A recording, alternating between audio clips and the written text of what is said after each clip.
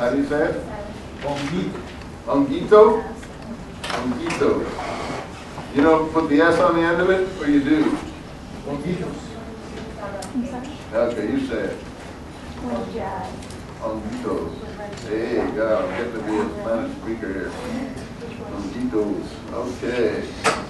Now I know how to go into one of those places and order something, huh?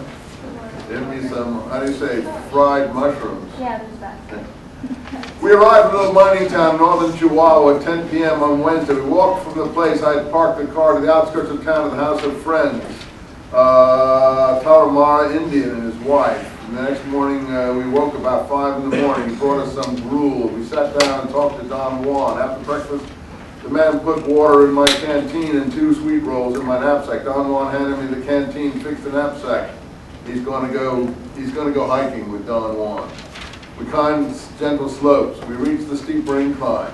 Despite his advanced age, Don Juan kept up the pace, and he's pretty fit, apparently. So we were going real fast. By midday, I was completely exhausted, and he opened the bread sack. We sat down. You can eat all of it if you want, he said. How about you? No, I'm not hungry. We won't need this food later on. So Don Juan's already being very portentous and confident. I was tired and hungry, and I think Castaneda does a good job here. Are we going to stay here a long time? We're here to gather some mescalito. We'll stay until tomorrow. Where is mescalito? He's all around us. Cacti of many species were growing on profusion all through the area, but I could not distinguish peyote among them. We started to hike again, and by 3 o'clock we came to a long, narrow valley with steep side hills. I felt strangely excited at the idea of finding peyote, which I had never seen in its natural environment. We entered the valley and must have walked about 400 feet when suddenly I spotted 3 unmistakable peyote plants. They were a cluster a few inches above the ground in front of me to the left of the path. They looked like round, pulpy green roses. I ran towards them, pointing them out to Don Juan. He ignored me as usual, deliberately kept his back turned as he walked away. I know I had done something wrong. For the rest of the afternoon, we walked in silence, moving slowly on the flat floor. It's a good description, isn't it? That's what I'm reading for you. Which was covered with small, sharp-edged rocks. We moved along the cacti, disturbing crowds of lizards, and at times a solitary bird, and I passed scores of peyote plants without saying a word. At 6 o'clock, the end of the day, we're at the bottom of the mountains that mark the end of the valley. We climbed up to a ledge. Don Juan dropped his sack and sat down. I was hungry again, but had no food left. I suggested that we pick up the mescalito and get back to town. Don Juan doesn't like these kind of suggestions. He was annoyed and made a smacking sound with his lips. He said we were going to spend the night here. We sat quietly. There was a rock wall to the left. To the right was a valley we just crossed. It extended for quite a distance, seemed to be wider than and not so flat as I had thought. The view from the spot where we sat was full of small hills and protuberances. Tomorrow we will start walking back, Don Juan said, without looking at me and pointing to the valley. We will work our way back and pick him as we cross the field. That is, we will pick him only when he is in our way. He will find us, and not the other way around. He will find us if he wants to. This is the usual mysterious, mystic way he expresses it. Don Juan, this is a religious tract. Don Juan rests on his back against the rock wall. I mean, this is not a tract for people looking to go to Cancun and party or something. This is really a spiritual discussion of a way of approaching what they consider to be spiritual things. It's quite clear.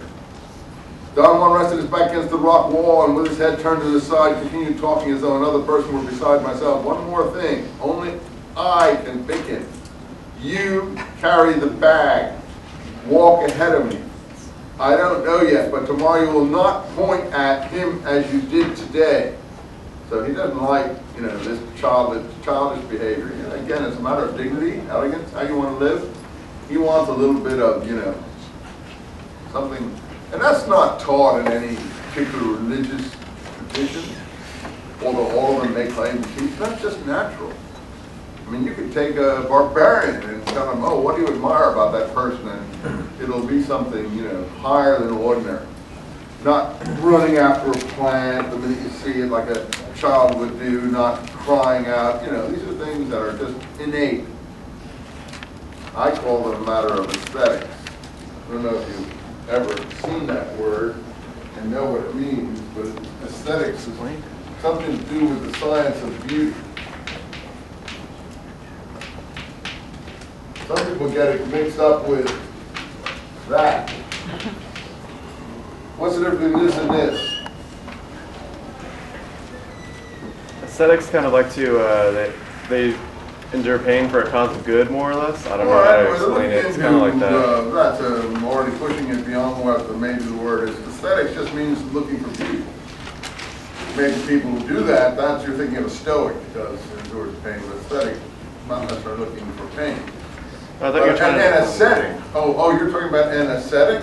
Yeah. Oh, I thought that's what you were trying to I define. want to know, Bottom. yeah, an ascetic, yeah, okay. An ascetic is someone who retreats, who's living a solitary life, is willing to endure pain and other things, yeah. That's right.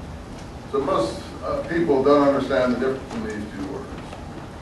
I'm looking at a group of people here. How many of you have heard these two words before? Only half of you. And how many understood the difference between them? See, only about 30% of you. Maybe 40%. That's sad, I think, honestly. I mean, you know, I don't say that education is